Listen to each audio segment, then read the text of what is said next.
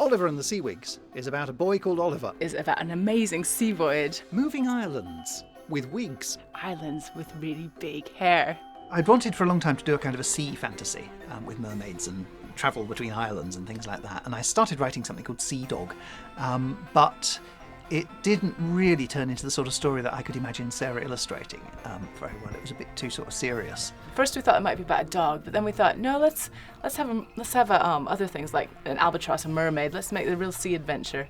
And we kept throwing ideas back and forth. In a way, we sort of both wrote the story together because we both came up with the idea, and then I went away and started writing. And then every time I got stuck to know what was going to happen next, I would just phone Sarah up and she would fire some new idea at me.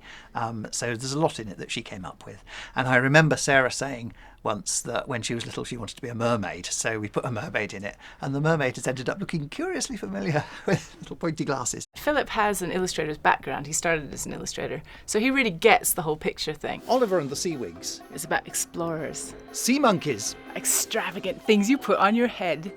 If I'm aiming to write a sort of a novel, then I kind of think 60,000 words will be the minimum, and this is probably about 15 or something, because there has to be lots of room for lots and lots and lots of beautiful illustrations. Because it's about the finished thing, it's about the finished book. It needs to be just this beautiful object, and on every page there's going to be another lovely McIntyre illustration. So there's a slightly sort of different aim in mind. But the actual process of thinking of the story and trying to put it down in words was much the same. I think it will appeal to adults, it will appeal to kids.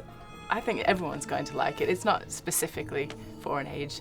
I mean, maybe 7 and up, but I would say adults are going to like it just as much as kids. I just tried to write something that I would enjoy. I tried to entertain myself, and in this case I tried to entertain Sarah as well. And hopefully if we both enjoy it and enjoy writing it and drawing it, then people who read it will pick up on that, and hopefully it will appeal to everybody.